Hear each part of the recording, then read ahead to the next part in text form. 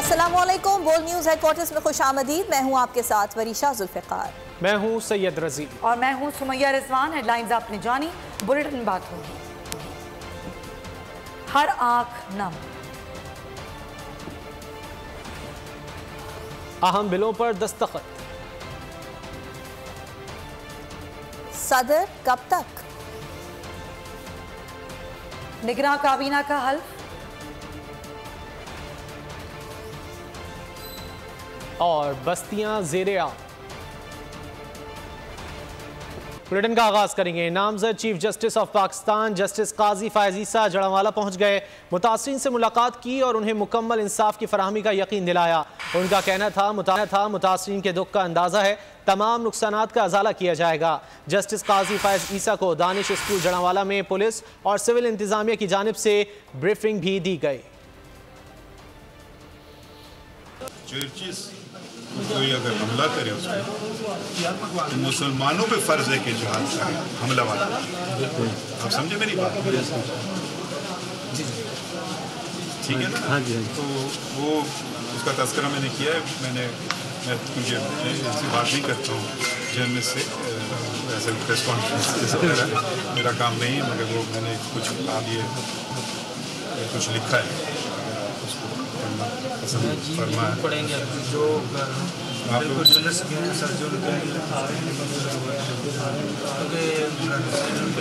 पीछे रहो जरा। कुछ थोड़े बहुत कुछ हम लाएँ अपने लिए, मेरी बाइक चीज़ें, फूड पैकेजेस हम अपने तरफ से, वो दरिया क्या कहते हैं खतरे के बराबर है, मगर हम कुछ करना चाह रहे हैं। और हम चाह रहे हैं कि भाई और लोग भी करें। ज़रूरी तो नहीं हर चीज़ क्यों करे सरकार, लोग सही बात वो ये सबसे ज़्यादा फ़र्ज़ किस पे है? मुसलमानों कि आपकी मदद करें जी, ये आप हमारी तरफ से और ये हमारी तरफ से, ठीक है। सब चीज़ सरकार पे क्यों छोड़ें? उसका तो एक रेड टेप शुरू हो जाता है ना, फिर टेंडर और फिर ये फ़ौरन बस थोड़ा सा कुछ हम लोग आए, पता नहीं आप जो समझते हैं, जो ज़रा मुतासरीन सबसे ज़्यादा हैं, सबसे गरीब लोग हैं, उनके लिए उनको मैं नहीं जानता चाहता किसकी, आप अपने कम्युनिटी का, मैं सर गवर्नमेंट के थ्रू नहीं जानना चाहता, मैं कम्युनिटी के से डायरेक्ट, ठीक है। तो आप ही निशानदेही करते हैं तो किसको दें? इनको तो शायद आने वाले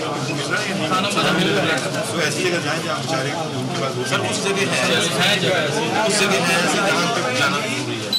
अगर आप अभी ले चलो तो सर नहीं, सर मैं उधर जाना चाहते थे तो कब्रिस्तान में कुछ मार किया हुआ है, तो साथ में आप हमें जहाँ ले जाएंगे। ठीक सर, सही सर, जगह नहीं सर, 2 मिनट के रास्ते पे मेरा दिल तो ऐसे खुशी के बाद जी सर, खुशी के बाद इलाके में आता, मगर ईसा नगरी वहाँ पर तो कब्रिस्तान भी मसला ठीक है। तो आप मैं आपके साथ आप मुझे कोई अगर आ जाए तो हमारे साथ, ठीक है सर, ठीक है।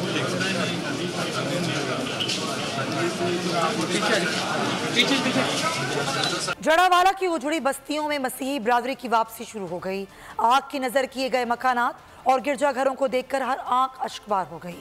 वाक़े की तहकीकात भी तेज रफ्तारी से जारी हैं। हमलों मुलविस मज़ीद 17 मुल्ज़िमान को भी गिरफ्तार कर लिया गया, जिसके बाद गिरफ्तार अफराद की तादाद 145 हो गई है। पुलिस की तरफ से मुतासरा फैमिलीज़ के लिए शेरावाला चौक में नाश्ते का एहतमाम किया गया।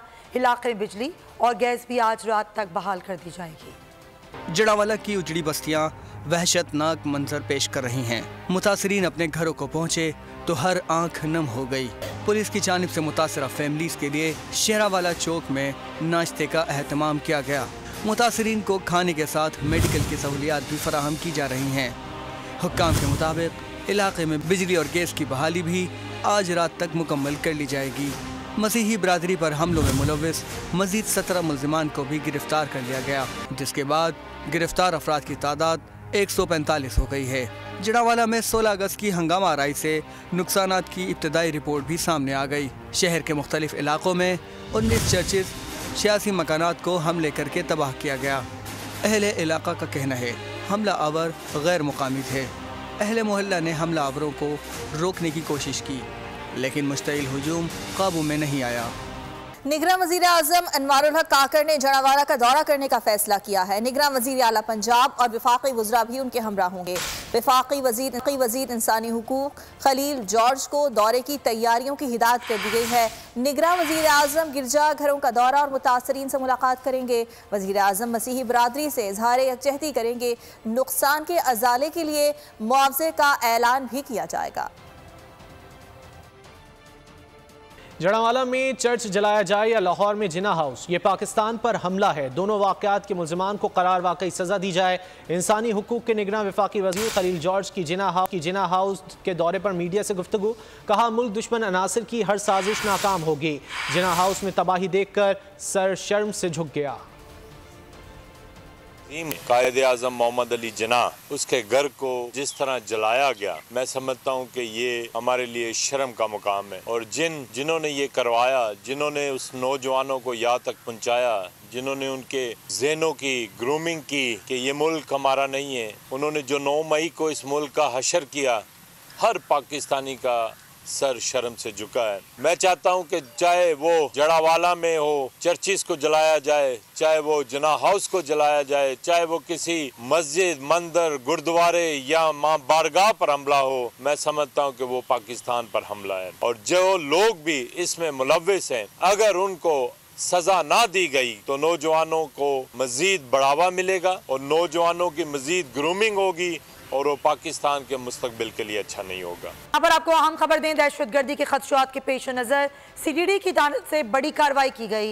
इंटेलिजेंस बेस्ड ऑपरेशन के दौरान दाइश के 3 अहम कमांडर समेत 13 दहशतगर्द गिरफ्तार कर लिए गए। तर्जुमान के मुताबिक लाहौर, भावलपुर, गुजरावाला, रावलपिंडी, चिन्योट, कसूर, मुल्तान और मंडी बहाउद्दीन से गिरफ्तार दहशतगर्द खतरनाक मनसूबाबंदी कर रहे थे। खुरम मलिक से बात करते हैं। जी खुरम। जी बिल्कुल, दहशतगर्दी के खदशात के पेश नज़र CDD की बड़ी कार्रवाई जो है वो सामने आई है। इंटेलिजेंस बेस्ड ऑपरेशन के दौरान दाइश के 3 अहम कमांडर समेत 13 दहशतगर्द जो है वो गिरफ्तार किए गए हैं। लाहौर, भावलपुर, गुजरावाला, रावलपिंडी, चन्योट, कसूर, मुल्तान और मंडी बहाउद्दीन से गिरफ्तार दहशतगर्द खतरनाक मनसूबाबंदी जो है वो कर रहे थे। तर्जुमान के मुताबिक दहशतगर्दों से बारूदी मवाद, डेटोनेटर और हफाजती फ्यूज और नकदी जो है वो बरामद कर ली गई है। जबकि दहशत की शनाख्त जलाल खान, जन्नत खान, कश्यप रसूल, गुलाम रहमान, असरार नजीर, अब्दुल सलाम, आमिर, असद अमीर और अनवर के नाम से हुई है। दहशतगर्दों के खिलाफ मुकदमा दर्ज करके तफ्तीश शुरू कर दी गई है। जी ठीक है, बहुत शुक्रिया खुरम। सदर मुमलिकत डॉक्टर आरिफ अलवी ने ऑफिशियल सीक्रेट तरमीमी बिल और आर्मी एक्ट तरमीमी बिल पर दस्तखत कर दिए हैं। आर्मी एक्ट 31 जुलाई को मुश्तरका इजलास में मंजूर हुआ था। ये बिल सदर को तौसीक के लिए 1 अगस्त को इरसाल किया गया था। एक्ट में तरमीम से खुफिया इदारों को सर्च वारंट किसी भी शहरी या जगह की तलाशी की छूट दी गई है। 9 सितंबर को सदर मुमलिकत की मुद्दत खत्म हो रही है। नए सदर के इंतखाब तक सदर मुमलिकत अपने मनसब पर रहेंगे। हल्का बंदियाँ मुकम्मल होने के बाद इंतखाबात वक्त पर होंगे। चेयरमैन सेनेट सादिक संजरानी की मज़ार क़ायद पर हाजिरी के बाद मीडिया से गुफ्तगू। सूबों के दिफा के लिए सेनेट काम करता रहेगा। निगरान वज़ीर आज़म से बलूचिस्तान के अवाम की उम्मीद नज़र आती है। शुक्र अदा करना चाहिए कि हम काफ़ी ममालिक से बेहतर हैं। के इंतखाब की आपने बात की है, 9 सितंबर को कंप्लीट होगा, लेकिन आईन में प्रोविजन भी दी हुई है कि सदर साहब कंटिन्यू करेंगे जब तक नए सदर साहब ऑफिस में नहीं आएंगे। और वो सूरत में आएंगे जब जाहिर है उनका कॉलेज ऑफ इलेक्टोरल कंप्लीट होगा, 4 असम्बलियाँ होंगी, नेशनल असम्बली होगा, तो फिर ही उनका इंतखाब होगा। आप यकीन रखें कि इलेक्शन इंशाल्लाह होंगे, वक्त पर होंगे। वक्त मतलब ये डिलिमिटेशन जैसे ही कंप्लीट होगी वो कोई डेट दे देंगे। Election commission of Pakistan election कराएगा, वक्त पे कराएगा। बिल्कुल कौम मुतमईन रहे और तैयारी करे। और निगरान वफाकी हुकूमत ने आते ही पूरी ब्यूरोक्रेसी तब्दील कर डाली। Doctor Mohammad Suhail Rajput chief secretary Sindh को हटाकर मोहम्मद फ़खर आलम इरफान को चीफ सेक्रेटरी सिंध तैनात किया गया। बलूचिस्तान और आज़ाद कश्मीर के चीफ सेक्रेटरीज भी तब्दील कर दिए गए। कैप्टन रिटायर्ड मारूफ हक के नए चीफ कमिश्नर इस्लामाबाद बन गए। निगरां वफाकी हुकूमत का बड़ा फैसला, ब्यूरोक्रेसी में बड़े पैमाने पर तकर्रुर तबादले। चीफ सेक्रेटरी सिंध सुहेल राजपूत ओहदे से फारिग। ग्रेड 22 के मोहम्मद फखर आलम इरफान चीफ सेक्रेटरी सिंध तैनात। चीफ सेक्रेटरी बलूचिस्तान अब्दुल अजीज अकीली भी ओहदे से बरतरफ। शकील कादिर खान सूबे के नए चीफ सेक्रेटरी मुकर्रर। मोहम्मद उस्मान चाचड़ की जगह दाऊद मोहम्मद दरीच को चीफ सेक्रेटरी आजाद कश्मीर बना दिया गया। चीफ कमिश्नर इस्लामाबाद भी तब्दील। कैप्टन रिटायर्ड अनवारुल हक नए चीफ कमिश्नर तैनात। एडी ख्वाजा सेक्रेटरी इंसानी हुकूक। सैयद आसिफ हैदर शाह सेक्रेटरी मौसमियाती तब्दीली। हुमैरा अहमद सेक्रेटरी कौमी विरसा और सैयद अली मुर्तजा सेक्रेटरी आबी वसाइल मुकर्रर। अली रजा भुट्टा सेक्रेटरी साइंस एंड टेक्नोलॉजी। सारा सईद स्पेशल सेक्रेटरी तिजारत और एजाज असलम डार स्पेशल सेक्रेटरी काबीना तैनात। यावर हुसैन की जगह मुस्तफा जमाल काजी DG पासपोर्ट तैनात। Momin Agha additional secretary incharge petroleum. Mohammad Mahmood additional secretary कौमी तहफ्फुज खुराक और doctor Shahzad Khan Bangash secretary housing तैनात कर दिए गए। पर शामिल करेंगे रानीपुर से, जहां पर पीर के तशद्दुद से जाँ बहक फातिमा की खबर कुशाई कुछ देर बाद की जाएगी। अदालती हुक्म पर 5 रुकनी मेडिकल टीम खबर कुशाई और पोस्टमार्टम करेगी। फातिमा की कब्र कुशाई और पोस्टमार्टम मौत की वजूहात का तयन किया जाएगा। रानीपुर में पीर के तशद्दुद से जहाँ बहक फातिमा की कब्र कुशाई मेडिकल बोर्ड और जुडिशल मजिस्ट्रेट कंडियारों की निगरानी में की जाएगी। मेडिकल टीम बच्ची की मौत के तयन के लिए लाश से अज्जा और नमूने हासिल करेगी। जुडिशल मजिस्ट्रेट कंडियारों की निगरानी में मेडिकल बोर्ड पोस्टमार्टम करेगा और लाश से हासिल करदा अज्जा का मुआयना करेगा। मेडिकल बोर्ड में superintendent PMC Nawab Shah, professor of pathology और senior medical officer Naushahro Feroze शामिल हैं। मजीद आपको ये बताएं कि 10 साला मासूम बच्ची फातिमा की खबर कुशाई का आगाज़ कर दिया गया है।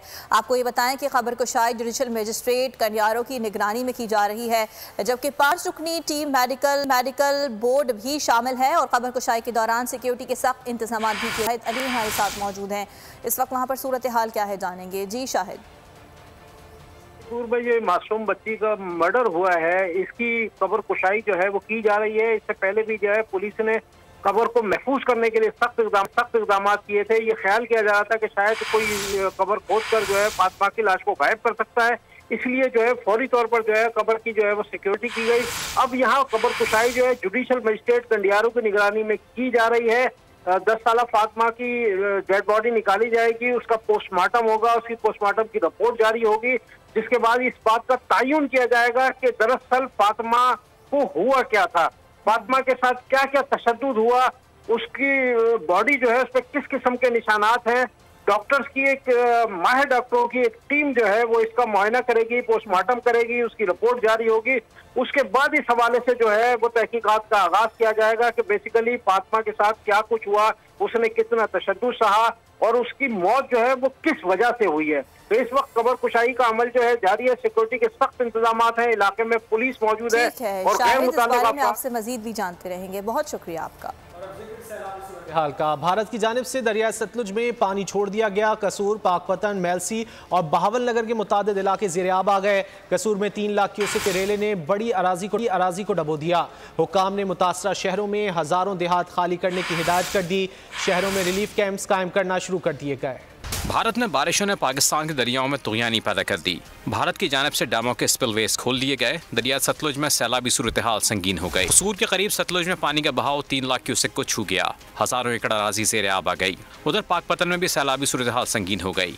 गंडा सिंह वाला के मकाम पर पानी का बहाव 1,82,000 क्यूसेक तक पहुँच गया। जी मैं यहाँ पे बहुत मुश्किलात का सामना है, हमारी कोई मदद करने वाला नहीं आया।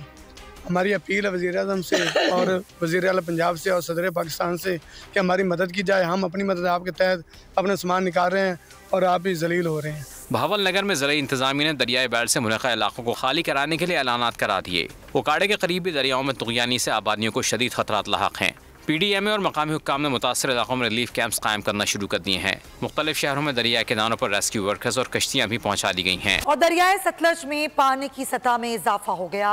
सैलाबी सूरत हाल के पेश नज़र जिला इंतजामिया ने फ्लड रेड अलर्ट जारी कर दिया। दरिया से मुल्का आबादियों के मकीनों को महफूज मकाम पाने की हिदायत भी जारी कर दी गई हैं। हमारे नुमाइंदे मुदस्सिर तुफैल हमारे साथ हैं, उनसे बात करते हैं। जी मुदस्सिर। भारत की जानिब से आबी जारियत का जो सिलसिला है वो एक बार फिर शुरू हो चुका है। दरियाए सतलुज में बड़ा सैलाबी रेला जो है वो छोड़ा गया है, जो हेड सुलेमानकी से होता हुआ इस वक्त ज़िला बहावल नगर की हदूद में दाखिल हो चुका है। आइंदा 48 घंटों के दौरान ज़िला बहावल नगर की हदूद में ऊंचे दर्जे के सैलाब का जो खदशा है वो ज़ाहिर किया जा रहा है। हेड सुलेमानकी पर इस वक्त पानी की जो आमद है वो 80,000 क्यूसेक, जबकि अखराज जो है वो 66,000 क्यूसेक बताया जा रहा है। अगर बात की जाए ज़िला इंतज़ामिया की जानिब से सैलाब से बचाव के इंतजामात की, तो इस हवाले से मुख्तलिफ मुकामात पर 21 फ्लड रिलीफ कैंप्स जो हैं कायम किए गए हैं। बहुत शुक्रिया। उनकी सूरत हाल क्या है ये जानेंगे महर अब्दुर्रहमान से। मौजूद और तलवार पोस्ट से आगे तकरीबन पाकिस्तान का जो सरहदी इलाका है वो सारा ज़ेरे आब आ चुका है, जिसमें चंदा सिंह वाला, माई वाला, फती वाला, धुबसड़ी, ये सब गांव जो है ज़ेरे आब आ चुके हैं। और इससे आगे बिल्कुल ज़मीनी राब्ता जो है बिल्कुल मुनक़ता हो चुका है और लोग अपनी मदद आपके तहत या रेस्क्यू के लोग जो है वो रेस्क्यू करके उनको महफूज मुकाम पर मुंतकिल कर रहे हैं। अभी सुबह का आगाज़ है, जैसे सुबह का आगाज़ हुआ तो अभी तक जो देखा जा रहा है वो पानी की सतह में मुसलसल जो है वो इजाफा हो रहा है। 3 लाख क्यूसेक से जायद का पानी का रेला जो है वो इस वक्त गुजर रहा है हेड गंडा सिंह के मुकाम से, और ये एक इंतहाई खतरनाक। बहुत शुक्रिया। आगे बढ़ते हैं। कराची के शहरी के इलेक्ट्रिक के हाथों रुल गए। घंटों बिजली ना होने के बाद भी भारी भरकम बिलों ने शहरियों की जिंदगी मुश्किल तरीन बना दी है। ओवर बिलिंग पर लियाकताबाद के दुकानदारों का क्या कहना है, जान लेते हैं बोल न्यूज़ के नुमाइंदे कफील अहमद से। कफील, बताइए क्या कहते हैं दुकानदारों। इस वक्त मुल्क भर के अंदर जो है वो बिजली से जो है वो लोड शेडिंग तो अपनी जगह, लेकिन जो इस वक्त बिजली के बिल हैं वो आसमान से बातें कर रहे हैं पूरे पाकिस्तान के अंदर। कराची में इस वक्त हम एक मार्केट में मौजूद हैं, एक ताजिर रहनुमा। सर, क्या कहना चाहेंगे, बिजली के बिल इस वक्त कितना परेशान कर रहे हैं और क्या सूरत हाल है, क्या ओवर बिलिंग भी हो रही है क्या? सर, ये बिजली के बिलों ने तो इस मरतबा कमर ही तोड़ दी है ना हम लोगों की। यानी समझ लें कि इतनी टेंशन, इतनी घबराहट है कि क्या होगा, आदमी खाना कैसे खाएगा, आदमी अपने घर के अंदर आदमी कारोबार कैसे करेगा, बिजनेस हर लिहाज से दरमियाने तबके का, छोटे तबके का आदमी बिल कैसे भरेगा। यूनिट बचा रहे हैं, बिजली लाइटें कम इस्तेमाल कर रहे हैं, एसी बंद कर दिए, फिर भी बिल डबल आते जा रहे हैं, बढ़ते जा रहे हैं। ऐसे कैसे आदमी गुजारा करेगा। टैक्सेस ज़्यादा आ रहे हैं, उसके अंदर क्या हो रहा है? बस अपनी मर्जी चलाई हुई है, अपनी मर्जी के टैक्सेस लगा रहे हैं। तकरीबन 55%, 60% तकरीबन टैक्स लगा रहे हैं इसके अंदर ये लोग। केई वालों ने तो बेड़ा गर्क कर दिया मुल्क का। केई वालों ने बेड़ा गर्क कर दी, ये कहना इनका। और पेट्रोलियम मसनूआत की कीमतों में भारी भरकम इजाफे के बायस ज़रूरियात ज़िंदगी की हर चीज़ मज़ीद महंगी हो गई। शहर इक़्तिदार में रिहाइश पज़ीर हैं हमारे नुमाइंदे एहतिशाम अब्बासी से बात करते हैं। जी एहतिशाम। मार्केट में मौजूद हूँ। अपारा मार्केट जैसे इस्लामाबाद की राजा बाज़ार मार्केट कहलाते हैं इसको, जैसे रावलपिंडी में राजा बाज़ार है। सारे लोग जाते हैं वहाँ से कम रेट्स पे चीज़ें ख़रीदते हैं और हमेशा बड़ा रश होता है। लेकिन एक भाई मौजूद हैं, इनसे पूछेंगे कि आया ये, क्योंकि यहाँ पर ताजर भी हैं और अभी कुछ ख़रीदने भी आए, तो ये बता सकते हैं बेहतर सूरत हाल मार्केट की। जी भाई, आपसे मेरी दरख्वास्त है कि 40,000 रुपये के बीच में आप घर का बजट बनाकर दिखाएं। 12,000 15,000 बिजली का बिल आ रहा है, लोग खाने से बिल्कुल मजबूर हैं, फ़ाका करने के कचने पर मजबूर हैं। अगर आप कुछ भी नहीं कर सकते, एक गरीब आदमी को आटा चाहिए, चीनी चाहिए, घी चाहिए, कम से कम ये चीज़ें तो सस्ती कर दें। आपने पेट्रोल महंगा करना है, डीजल महंगा करना है। 150 रुपये वाला पेट्रोल 300 रुपये में पहुँच चुका है। लेकिन आप भी जानते हैं, मैं भी जानता हूँ कि जब आपके मुल्क में पेट्रोल महंगा होता है तो ओवरऑल हर चीज़ महंगी हो जाती है। आवाम का ये कहना है, हुकूमत से ये रिक्वेस्ट है कि महंगाई कम की जाए, पेट्रोल की कीमतें कम की जाए, ताकि अब्बासी, बहुत शुक्रिया हमें आगाह करने के लिए। बात करेंगे कि नामजद चीफ जस्टिस काजी फाइज ईसा ने सानिया जड़ावाला पर बयान दिया। गुमराहों के हुजूम ने गिरजाघरों को जलाया, ऐसा कहना जस्टिस काजी फाइज ईसा का। हुजूम ने मसीहों के मकानात को भी नजर आतिश किया। नुमाइंदा खुसूसी इमरान नसीम से बात करते हैं। जी इमरान। हाँ जी बिल्कुल, नामजद चीफ जस्टिस काजी फाइज साहब जिन्होंने आज जड़ावाला में उस स्पॉट का जो है वो विजिट किया जहाँ पर जो चर्च था उसको जलाया गया, या फिर जो मसीही बस्ती थी, क्रिश्चियन कॉलोनी थी, उसको जलाया गया, वहाँ पे किया गया, तोड़फोड़ की गई, वहाँ पे विजिट किया। और इस विजिट के हवाले से नामजद चीफ जस्टिस काजी फाइज साहब का एक बयान सामने आया है, एक कलामिया सामने आया, जिसमें उनकी जानिब से ये कहा गया है कि गुमराहों के एक बेहंगम हजूम ने मुतअद्दिद जो गिरजाघर थे और उसके साथ साथ मसीही आबादी के जो मकानात थे उनको जलाया गया, उनको बर्बाद किया गया। और ये जानकर मुझे एक मुसलमान, एक पाकिस्तानी और एक इंसान की हैसियत से नहायती गहरा दिली सदमा पहुंचा और शदीद दुख भी हुआ। और इसमें जो प्रेस स्टेटमेंट है इसमें कुरानी आयतों के हवाले भी दिए गए हैं। ये कहा गया है कि मुसलमान होने के नाते कुरान शरीफ पर अमल करना हर मुसलमान का फरीजा है और कुरान पाक में, कुरान शरीफ में गिरजाघरों और दीगर इबादत गाहों की तहफ़्फ़ुज़ का बिलखसूस जो है वो हुक्म दिया गया है। इस बयान में ये भी कहा गया है कि ये जो कुछ भी, बहुत शुक्रिया हमें आगाह करने। अगर आपको ये वीडियो पसंद आए तो लाइक पर क्लिक करें। आप लोग इस मुल्क पाकिस्तान में आजाद हैं। सहाफती उसूलों पर कारबंद, बोल न्यूज ने रखी रिवायत बरकरार। बोल न्यूज की जानिब से देखने वालों को यौम आजादी की बेहद मुबारकबाद। मुल्क भर से जश्न आजादी की तकरीबात बोल ने दिखाई अपनी स्क्रीन पर। पाकिस्तान के 76वें यौम आजादी का जश्न, बोल ने सुनाई पाकिस्तान जिंदाबाद के नारों की गूंज। बोल की सबसे बड़ी ट्रांसमिशन में पाकिस्तान का नाम रोशन करने वालों ने दिए कौम को पैगामात। बेपनाह मुश्किलात का सामना करके इस मुल्क को हासिल किया। आजाद कौमों को बहुत सी कुर्बानियां देनी पड़ती हैं। 76 वारियों में आजादी का दिन जोश खरोश के साथ मनाया, क्योंकि जिंदाबाद पाकिस्तान ये है बोल की पहचान। सब्सक्राइब करें और बेल दबाएं ताकि कोई खबर रह न जाए।